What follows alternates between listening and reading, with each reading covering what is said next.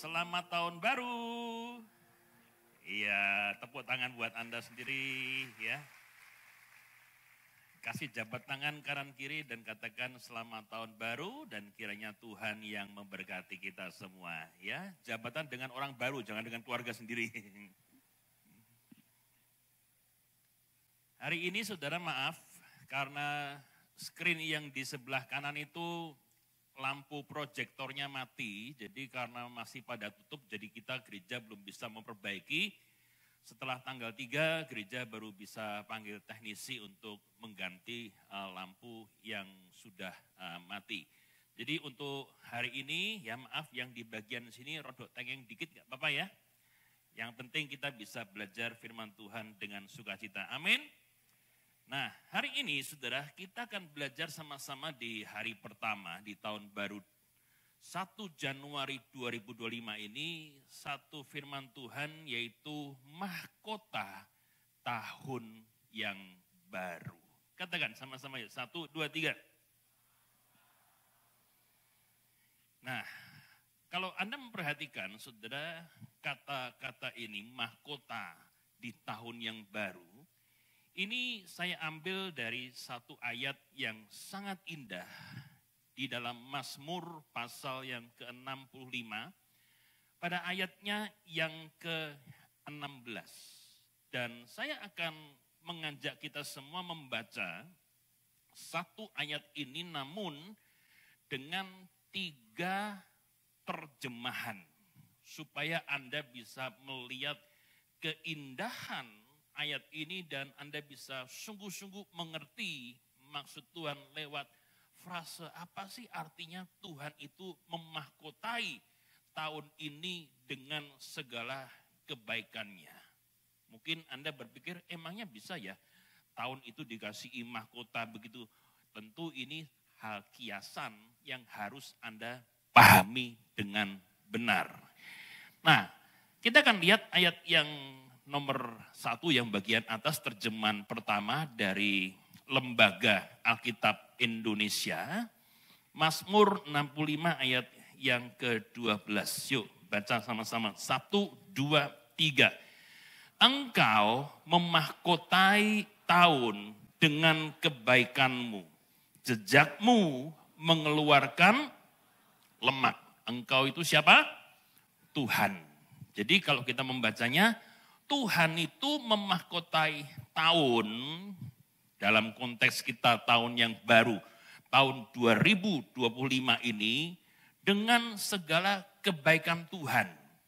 Dan jejak-jejak langkah Tuhan di dalam kehidupan kita, mengeluarkan lemak. Nah, lemak di dalam bahasa Perjanjian Lama zaman dulu itu simbol tentang berkat dan penyertaan Tuhan. Bahwa kita ini kecukupan terpelihara dengan baik.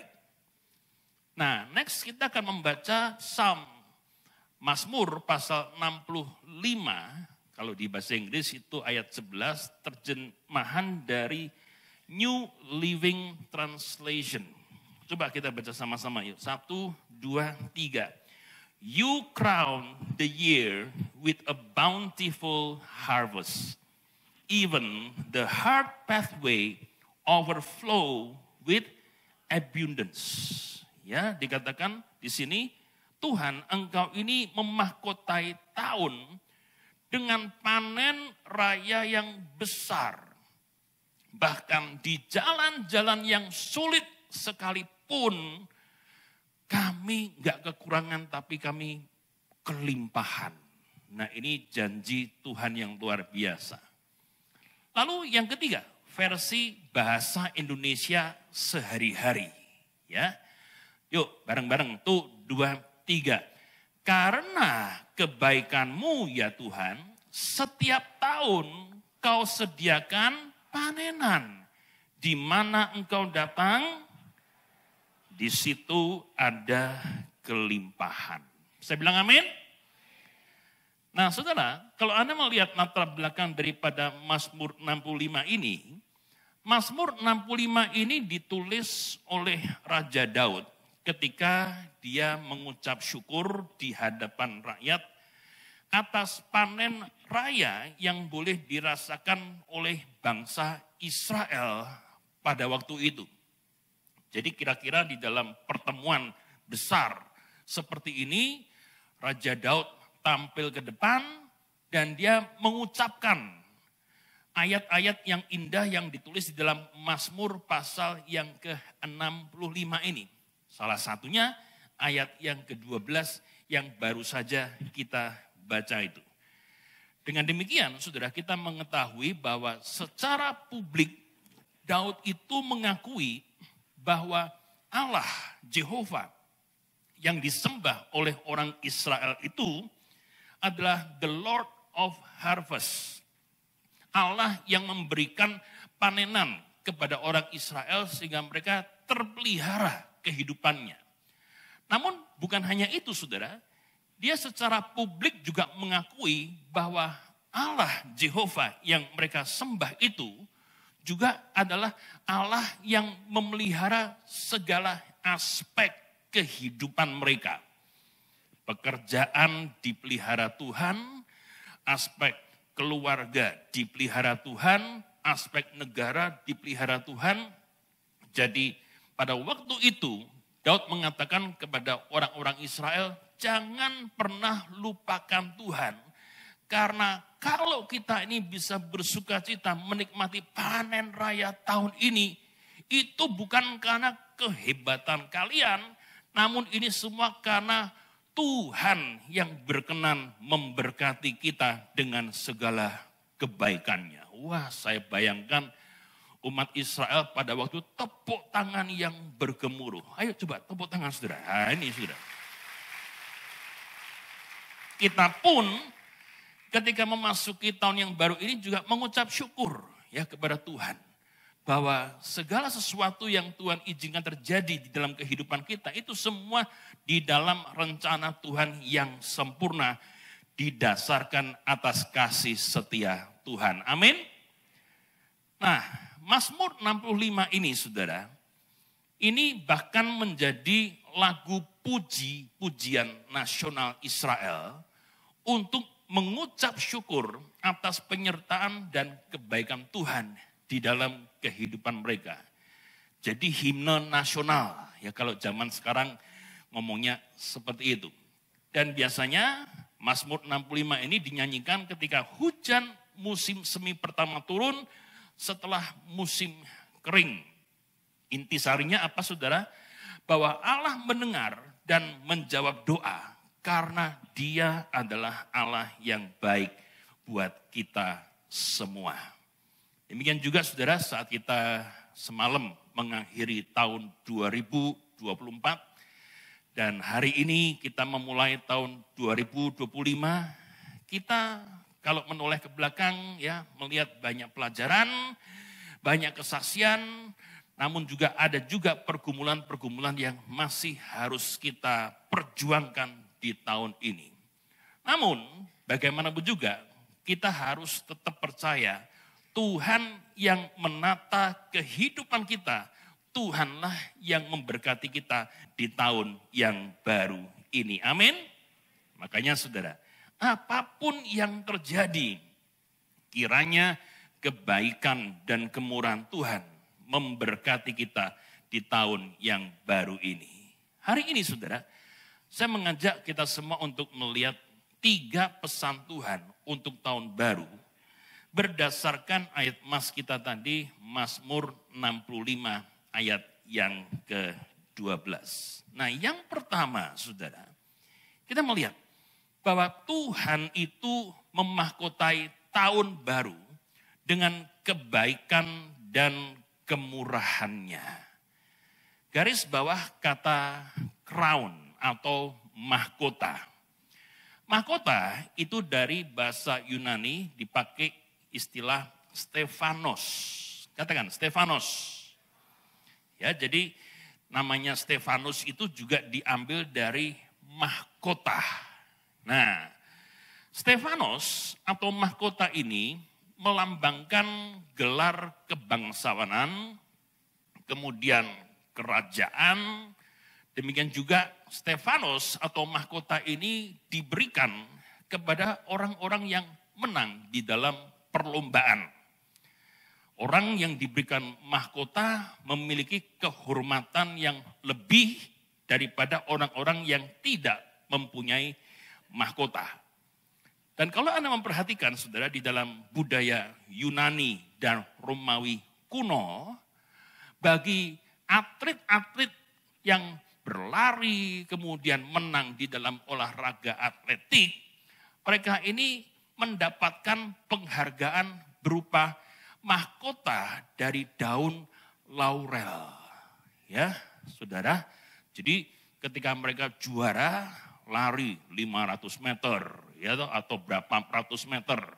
Ketika mereka menang oleh kaisar, kaisar memberikan mahkota yang terbuat dari daun laurel. Ya, katakan daun laurel. Yang dibentuk kemudian menjadi mahkota. Dari laurel, saudara, ada nama Lawrence. Ya, Lawrence itu nama saya.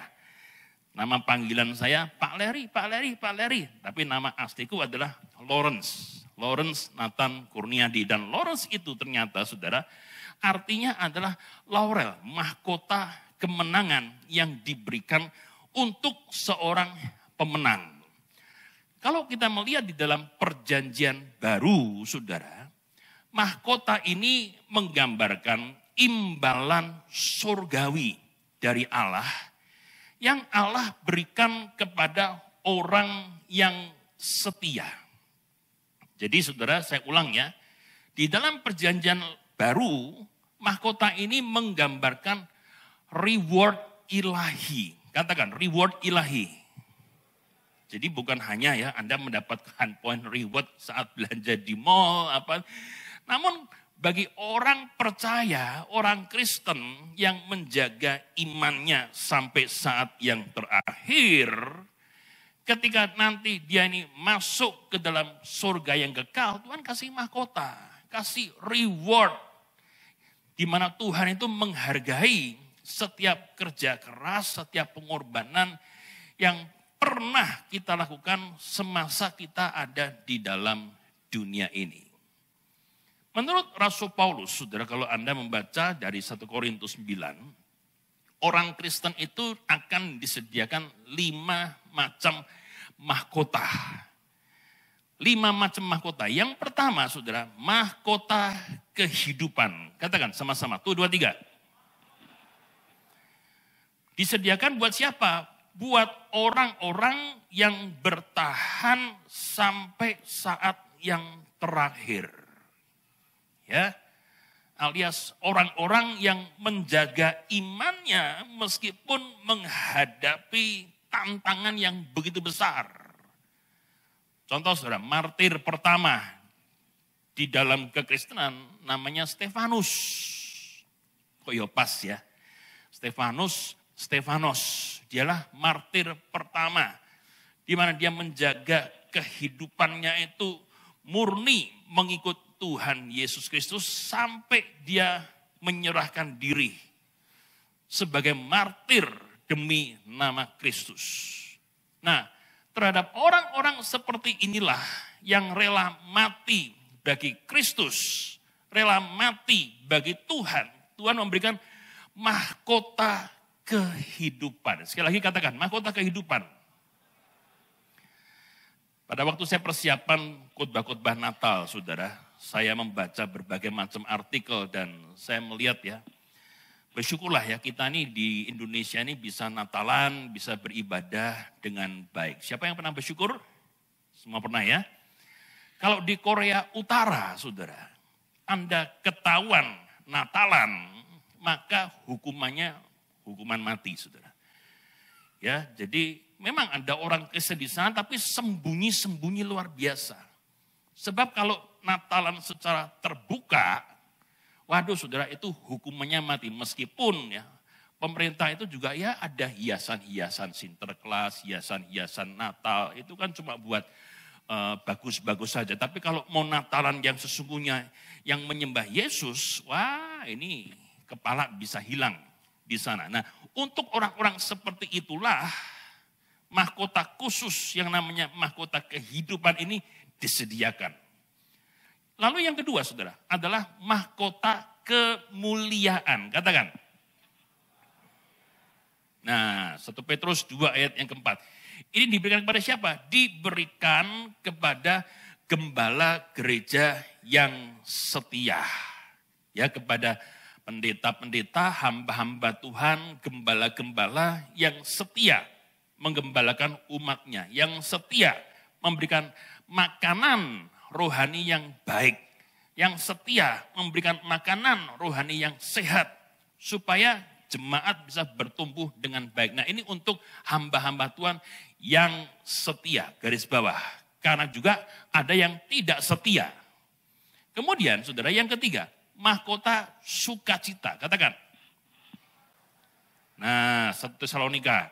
Diberikan untuk siapa? Untuk orang-orang yang memenangkan jiwa.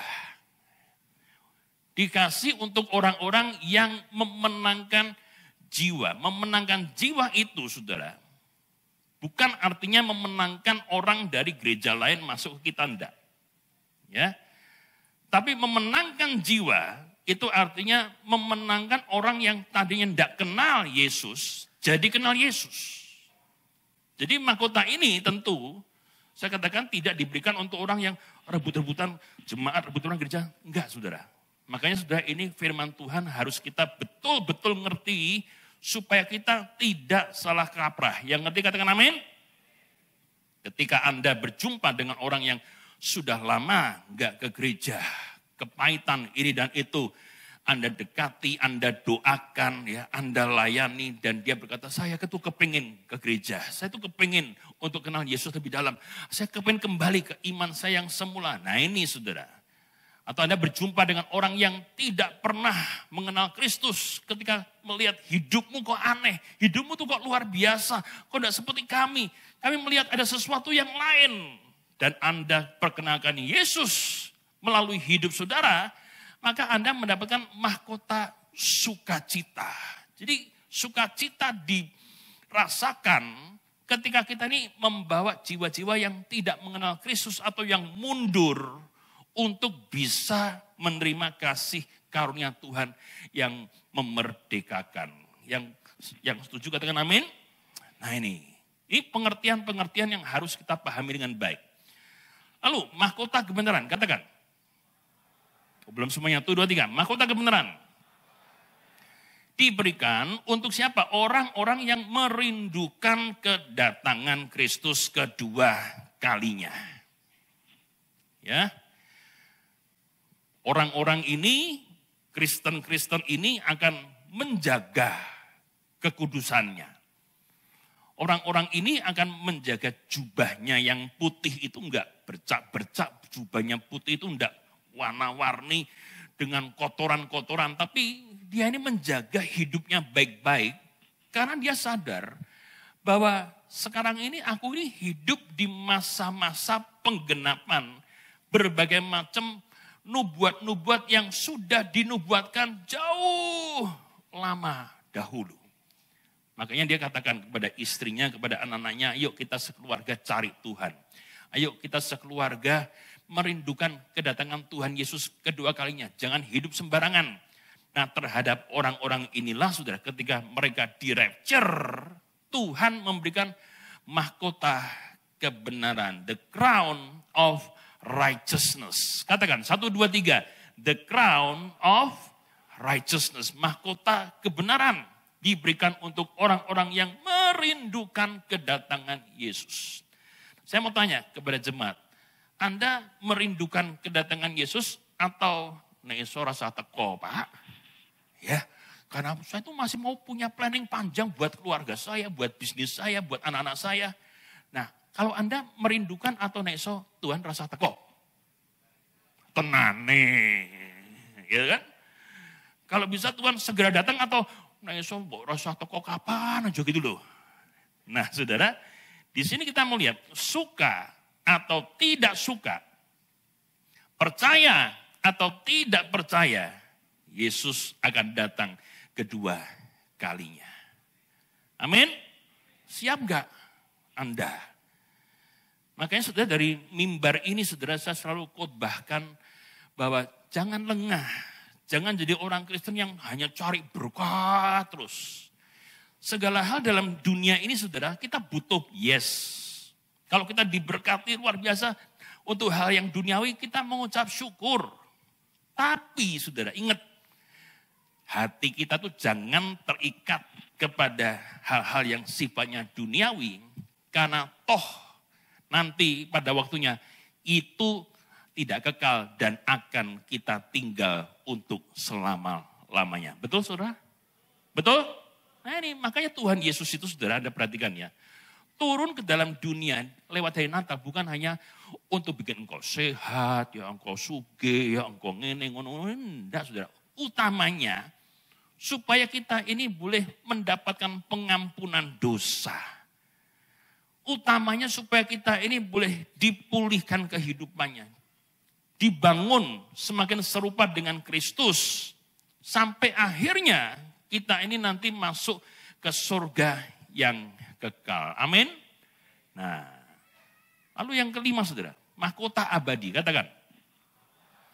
Diberikan untuk orang-orang yang melatih diri dan menguasai diri untuk Tuhan. Jadi kalau Anda bertanya, Pak, sekarang tolong kasih saya pengertian yang gampang dicerna.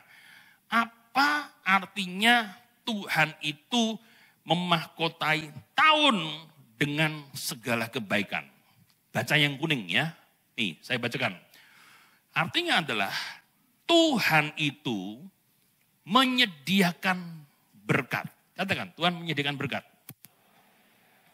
Gini ya, Tuhan itu ya menyediakan berkat. Jadi ini anggaplah ini tahun yang baru, jalannya itu masih panjang. Kita lagi di hari pertama. Nah Tuhan itu sudah nyebar berkat-berkat itu di kiri dan kanan jalan kita. Bahkan di jalan-jalan yang naik, jalan-jalan yang turun, yang curam. Tuhan itu sudah kasih hidden gem.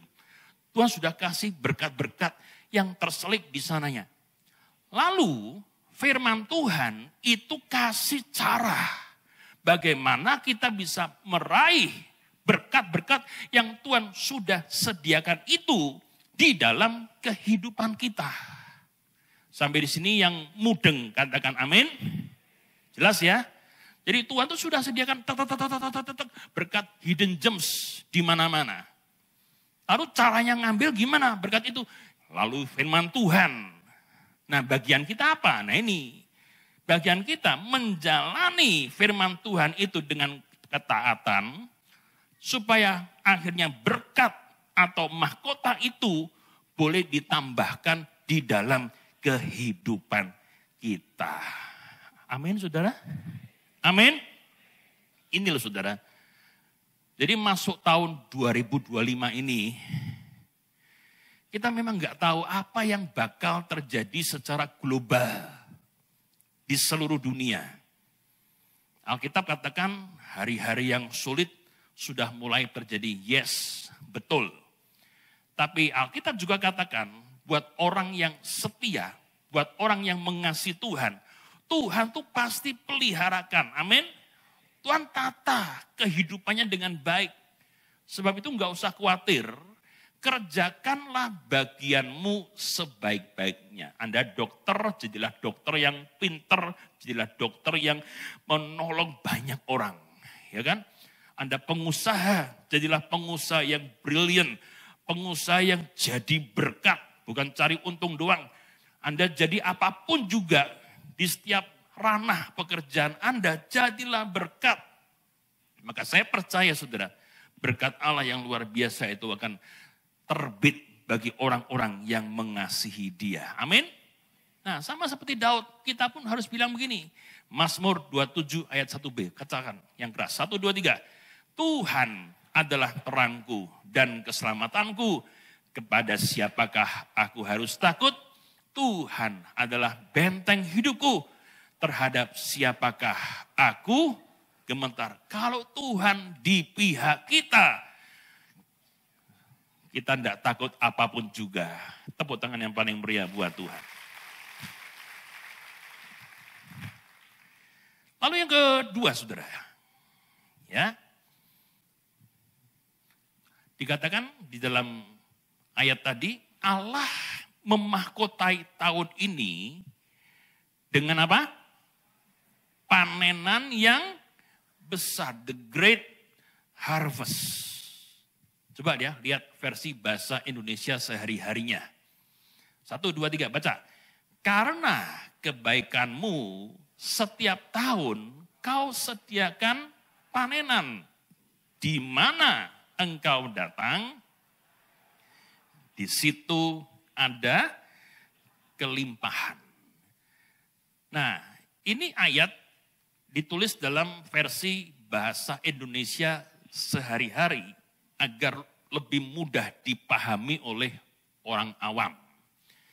Ayat ini, saudara, menggambarkan tentang petani yang menuai panen yang melimpah.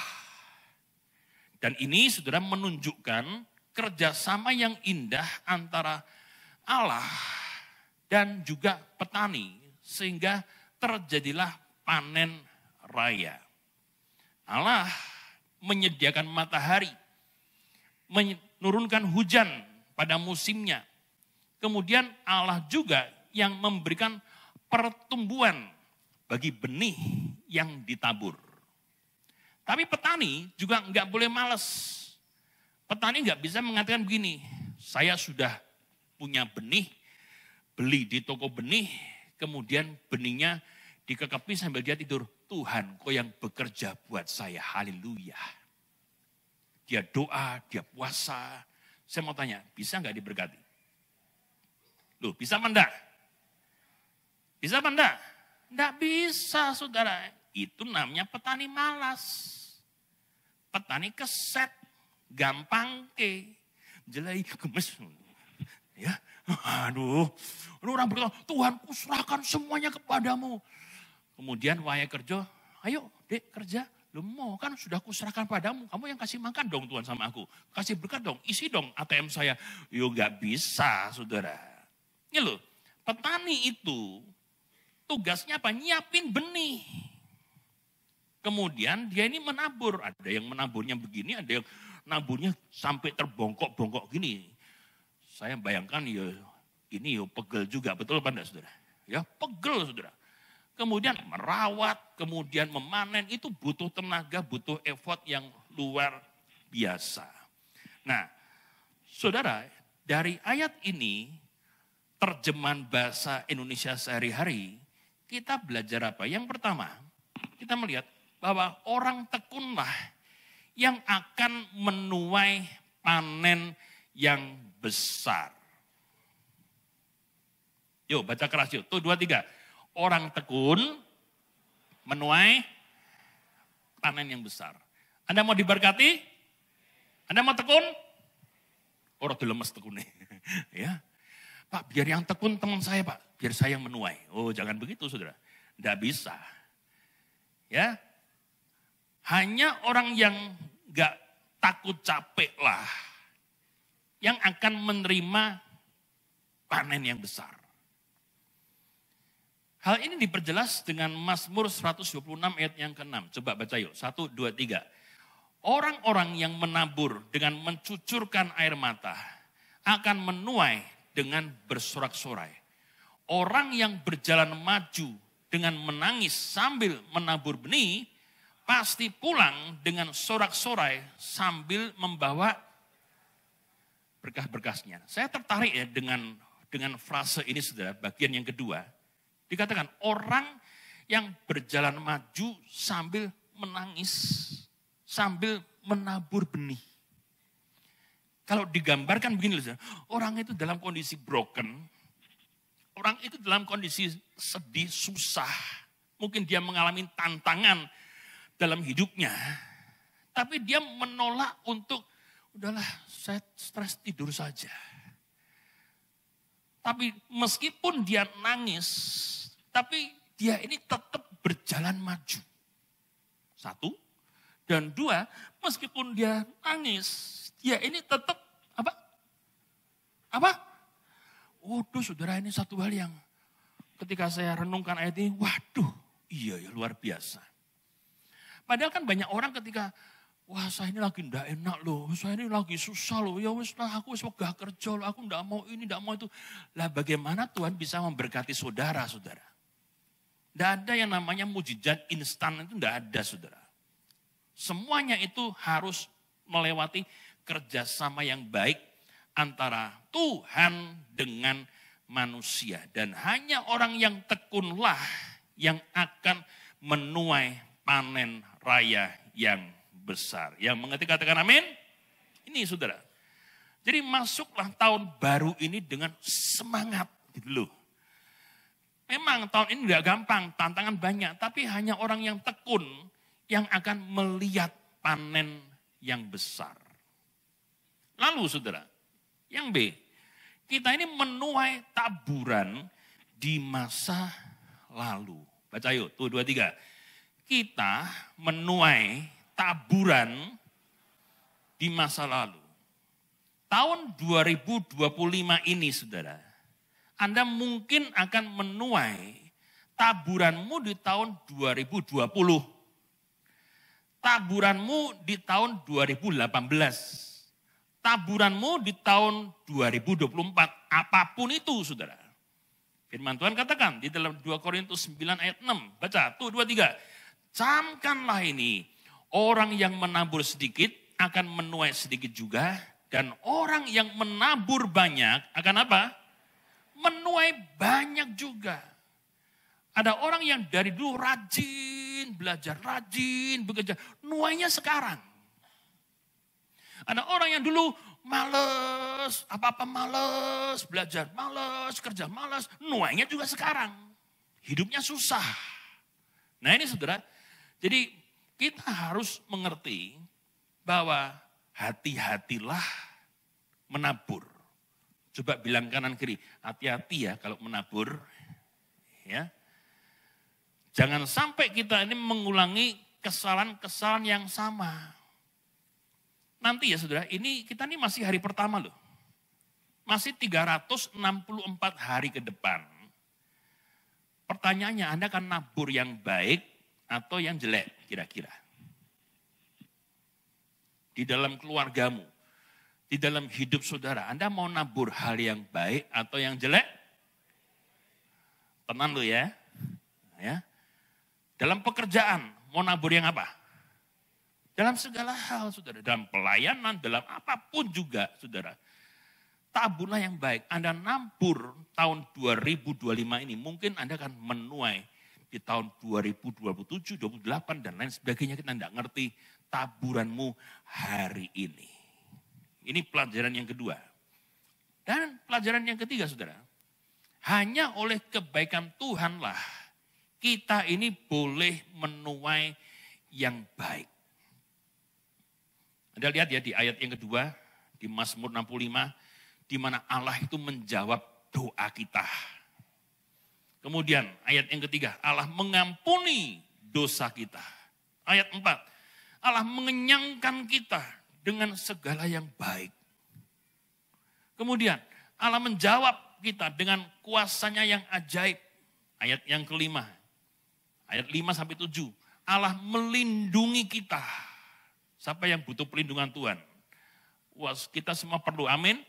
Nah ini, jadi mari kita cari Tuhan dengan sungguh-sungguh. Dan Allah mengirim hujan dan menyuburkan tanah supaya panen kita ini, pekerjaan kita, anak-anak kita, kehidupan kita, pelayanan kita, gereja kita juga ini boleh mengalami segala kebaikan Tuhan yang luar biasa. Tepuk tangan yang paling meriah buat Tuhan. Nah yang terakhir saudara, ini ya terjemahan bahasa Inggris tadi, saya terjemahkan versi Indonesia supaya enggak kesuwen. Mazmur 65, terjemahan New Living Translation, NLT. Baca yuk pelan-pelan ya, 1, 2, 3. Engkau Tuhan memahkotai tahun dengan panenan raya. Bahkan di jalanan yang keras dan sukar pun akan mengalir di dalam kelimpahan. Sekali lagi yuk, ini bagus banget. 1, 2, 3. Engkau Tuhan memahkotai tahun dengan panenan raya. Bahkan di jalan yang keras dan sukar pun akan mengalir di dalam kelimpahan. Saudara, Tuhan tuh gak pernah janji kalau ikut aku hidup selalu enak dan nyaman. Betul apa salah? Yang janji siapa? Motivator. Ya kan? Ikut Yesus semua gampang, ikut Yesus semua sembuh, ikut Yesus. Yesus sendiri gak pernah janji, saudara. Ya, Tuhan tak pernah janji. Apa? Nah, toh? Terus?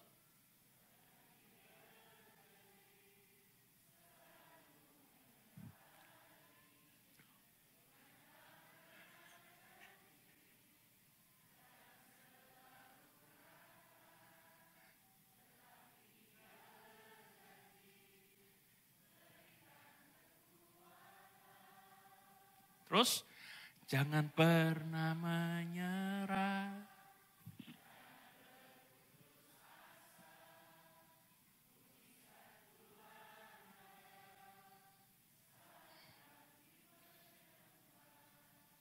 Jangan pernah.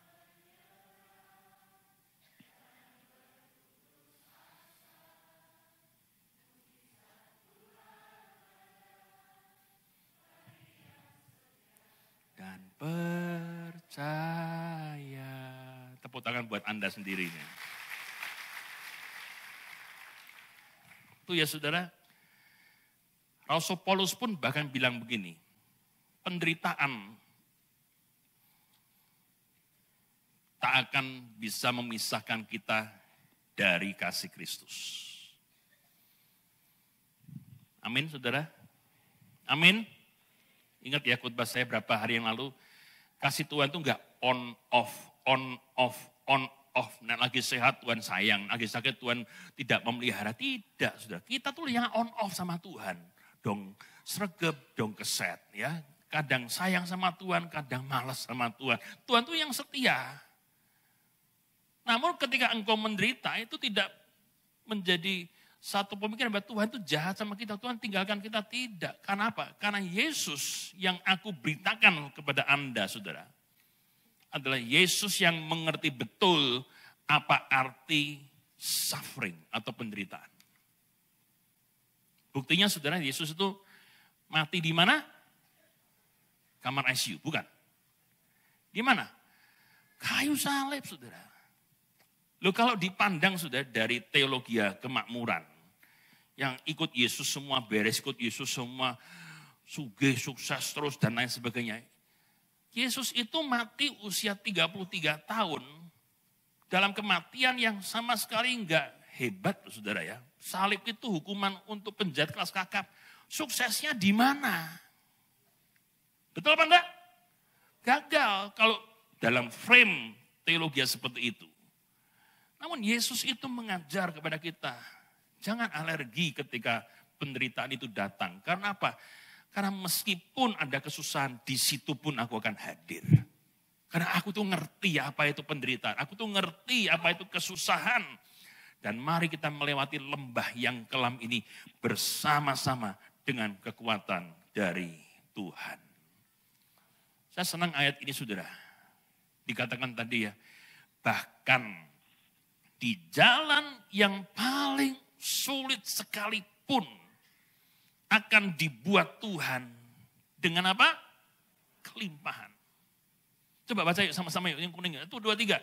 Bahkan di jalan yang paling sulit sekalipun akan dibuat Tuhan penuh dengan overflow. Waduh saudara, ini luar biasa. Dan iman kita lah yang membuat hal-hal yang mustahil menjadi mungkin. Anda ingat ya saudara, sebelum memasuki tanah perjanjian, orang Israel itu harus ngelewatin sungai Yordan yang susah sekali diseberangi, toto nyowo. Sebelum mereka menguasai tembok Yeriko, mereka tuh harus mengalahkan, menghancurkan tembok Yeriko terlebih dahulu. Jadi kita lihat sebelum terima janji Tuhan, itu ada ujiannya dulu bos. Ya ada kesusahan yang mendewasakan kita supaya ketika kita wayai menerima janji Tuhan, kita udah dewasa. Banyak orang saudara yang belum siap terima berkat Tuhan yang makin besar. Kenapa? Nek diberkati lebih, karakternya, imannya ora kuat. Ada apa enggak yang begitu? Ada. Waktu masih sederhana, sayang sama istrinya. Waktu udah kaya, merasa bojoku kok elek. Wes gak iso di-upgrade meneh iki ya. Cari yang baru aja deh. Nah, saudara ya. Waduh, remuk, saudara.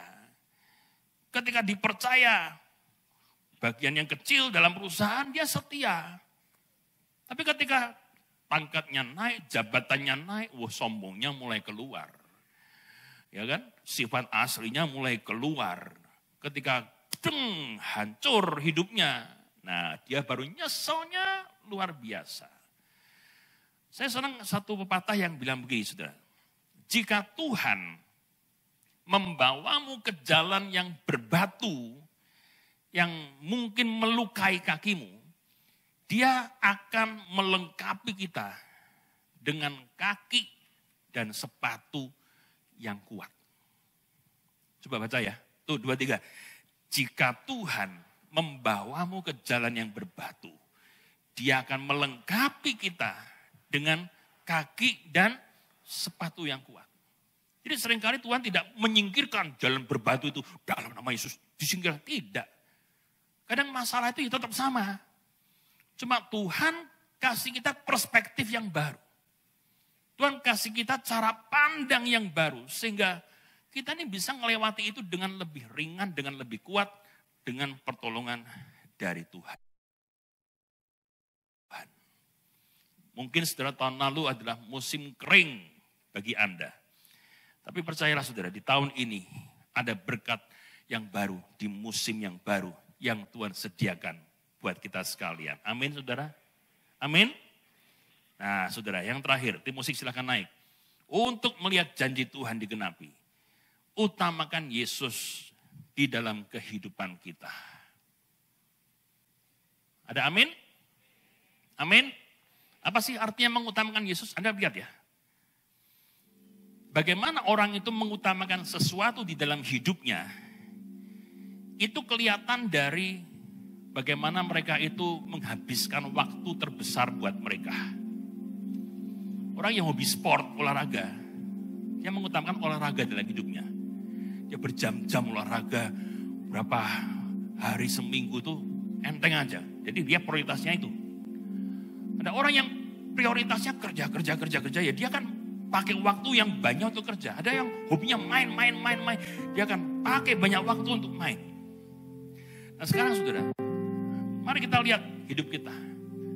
Yang memasuki tahun baru ini, sudahkah kita ini betul-betul memprioritaskan Tuhan dalam hidup? Sebelum kau bekerja, serahkanlah pekerjaanmu dalam tangan Tuhan.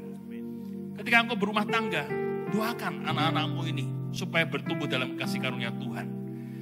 Ketika engkau menghadapi masalah, menghadapi pencobaan yang berat dalam hidup, jangan buru-buru cari teman-teman, cari relasi, cari Tuhan dulu. Ini cara bagaimana kita mengutamakan Tuhan di dalam hidup. How you spend your time, define yourself. Kalau engkau dalam hidup ini menghabiskan banyak waktu untuk ini, berarti engkau belum mengutamakan Tuhan dalam hidup. Karena kalau kita mengutamakan Tuhan, kita ini ibadah yo happy, baca Alkitab yo senang, tidak ada beban. Dan disitulah Tuhan akan memimpin kita di sepanjang tahun yang baru ini. Ayo kita bertobat bareng-bareng, amin. Do your best and let God do the rest. Apapun yang Anda kerjakan, bidang kerja Anda, lakukan yang terbaik. Be a professional.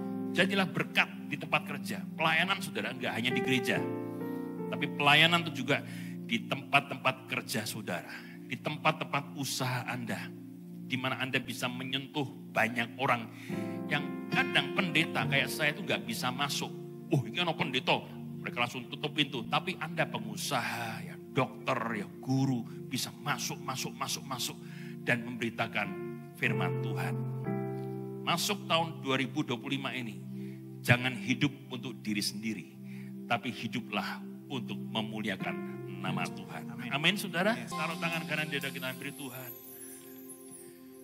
Ebenezer, sampai sekarang Tuhan sudah menyertai dan kami katakan terima kasih Yesusku. Terima kasih Tuhan buat hari-hari senang, juga buat hari-hari susah. Karena itu mendewasakan kami. Karena itu membuat kami lebih memahami rencana Tuhan yang sempurna di dalam kehidupan kami. Terima kasih buat semua pelajaran-pelajaran kehidupan di sepanjang tahun lalu, tahun 2024. Dan hari ini Tuhan kami membuka lembaran yang baru di tahun yang baru, di tahun 2025. Kami mohon Tuhan, Kau yang menggandeng tangan kami. Kami tidak tahu apa yang akan terjadi di depan. Yang kami tahu, kami aman senantiasa di dalam penyertaan Tuhan. Kami percaya Tuhan, kasih anugerah-Mu, berkat Tuhan mengalir buat orang yang percaya. Buat orang yang mengandalkan Tuhan. Dan Tuhan yang memahkotai tahun ini dengan segala kelimpahan. Dengan segala kebaikan Tuhan, penyertaan Tuhan, dan pemeliharaan Tuhan yang sempurna.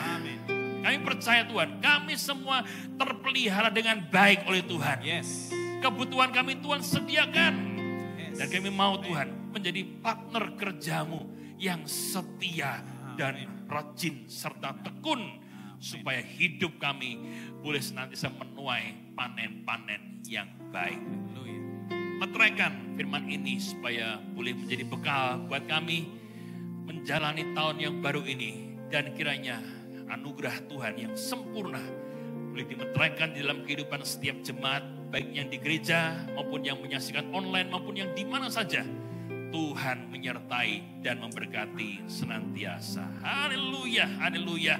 Sama-sama kita yang mengucap syukur katakan amin. Tepuk tangan yang paling meriah buat Tuhan. Tuhan menyertai kita semua.